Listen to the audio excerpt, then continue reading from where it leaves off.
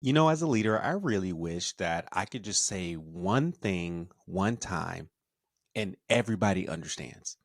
Y'all remember that movie Drumline when the conductor Lee, Dr. Lee, said one band, one sound, and everybody, the whole band just got it? I thought leadership was going to be that way. Honestly, I thought parenting was going to be that way.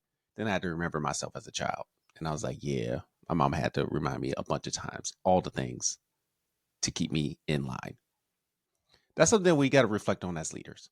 We can't just say the mission and vision or the goal and the objective once and expect everybody to be on the same page, to know exactly what to do and execute fairly effectively. We have to be essentially the chief reminding officers, continuing to remind our teams and continuing to keep our teams aligned so that way they know what to do and how to excel in their role to achieve the goals that we've set at hand. But how do we become chief aligning officers? How do we become chief reminding officers in our roles? What tactics could we do, or what's our mindset and reframe that we have to have in order to execute that?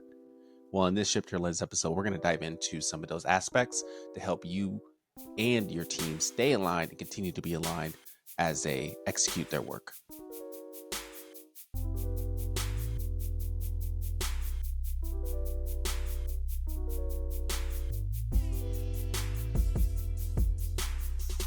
So yes, as I reflect back on the Drumline movie, they obviously had a playbook.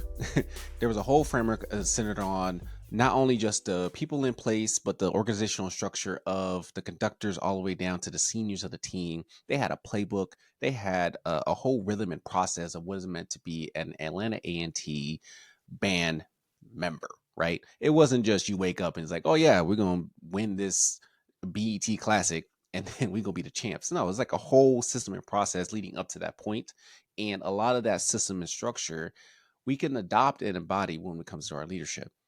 And again, like I said, as parents too, as a father of three children, I am often reminding myself that if just because I say, hey, this is how you need to conduct yourself when you're in public, the kids need reminders, especially, I still need reminders, and I'm, 35 years old. But from 10 and under, they need to know what's going on in their lives and how to be updated in that particular space so they can effectively know what to do and to be successful in that. As I'm reminded of my middle management status and thinking about you and your middle management position as well, you may be leading a team or in the middle of strategy work and tactical work and having to be that bridge to navigate people to achieve a particular goal that was assigned to you.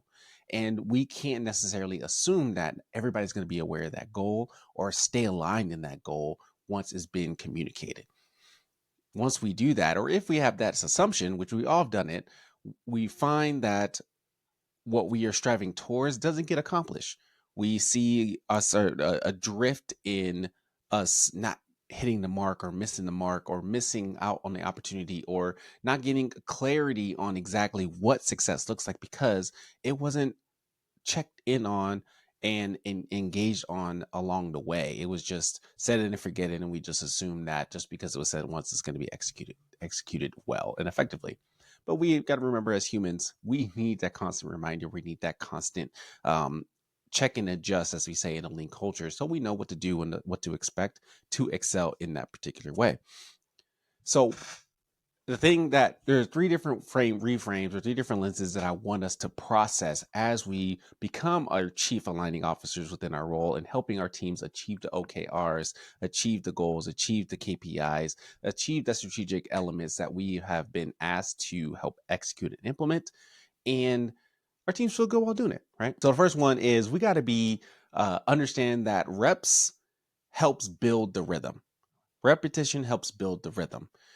I think about, again, athletics. We practice in and out the same play over and over and again. Basketball, we had this one set play called two guard, and everybody knew exactly what to do and how to execute, regardless of where you were on the floor. And we practiced that five versus air. We practiced that in 5-on-5 situations. We practiced that during 2-minute situations. We practice it in so many elements and situations where it's like, hey, this is what we need to do to foundationally understand your position on the court. So when the coach yells out two guard on the game, everybody knows what to do. Everybody can read the play and execute that. But that didn't happen without the repetition. That didn't happen without understanding our assignments both conceptually and individually to execute that on a high level. Our role as leaders, we have to find a way to repeat ourselves and repeat what success looks like in the natural rhythms or create new rhythms for our teams to excel in their workspace. So maybe it means that we have to look at our team meetings and say, where can we communicate effectively the goal that we need to strive as a group? How can I model that through a ritual or a practice or a dashboard that showcases this is what we mean when we say we're doing this work and why it matters.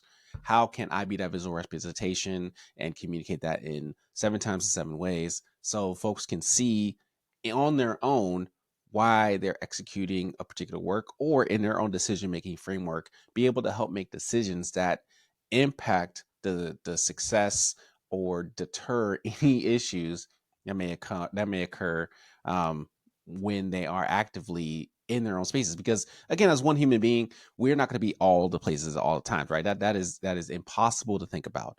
But you can set up the rhythm and you can communicate effectively in the natural channels that already exist: team meetings, one-on-ones, dashboards, emails, where have you, of what success looks like and what the vision is. And then folks can see that as an opportunity for them to remind themselves as well of what success looks like. So building that rhythm through the repetition, communicate effectively in those channels where success and what success looks like in the places where your team are already existing. And that just reinforces the the culture that you want to strive towards and the goals that you want to reach. And yes, you may be sounding redundant, but that redundancy is where that consistency happens, and that's where the culture continues to grow. And then you start being able to see other staff members modeling it and saying it for themselves because it's a part of their natural rhythm. So don't be afraid of the reps. Put in those reps, and that reps helps build that rhythm. The second reframe is that our team needs to be connected in order for to feel the commitment. When they are connected to the work, they can see themselves in how they can execute that work. That alignment is truly important. We can't just assume that we tell somebody to, hey, run this play, and they don't even know what their role is in the play. They ain't even seen themselves operating that play before or taking action in that space because they haven't been equipped, they haven't been connected to the work, they haven't connected to the team in order to see why it's valuable for them to show up and do that work. So belonging, as you all know, part of the leaders lens and part of my MO is belonging is really important for team members to feel like they have tie and buy-in into the space and to feel dignity and worth in the work that they're a part of to help move the mission forward. Individuals have to know that their contribution matters. They have to know that they're there for a reason and a purpose and not just a cog in the wheel.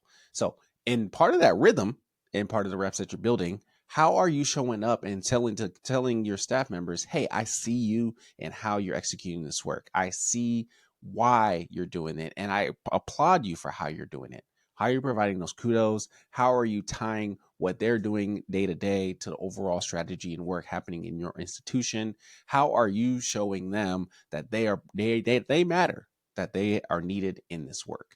We have to ensure that that level of belonging and our vision to see them belong and included in the work helps be that glue for the connection where they can emotionally, physically, and tactfully build upon executing the work into that goals. And that helps people move in the same direction. That helps people see how they can be excellent in that space. So connection helps create that commitment. And in that rhythm of reps that you're building, you can find ways to build that level of belonging and connection so they can see themselves in their work and they can actually execute towards the goals that you reach. The third frame that we all need to embody as middle managers in this leadership space is that we often have to make adjustments. Adjustments are necessary. If you watch any sporting event at a timeout, when a team is going on, and we focus on basketball, when a team is going on the opposing team is going on a run, 8-0 run, a 12-0 run. They are just scoring and scoring and scoring, and your team is just, and the team that you're rooting for, right? The home team or whatever, the team that you're rooting for, it can't make a stop. They can't make a bucket. They can't do anything. Coach calls timeout. They say, "Yo, timeout. Let's regroup.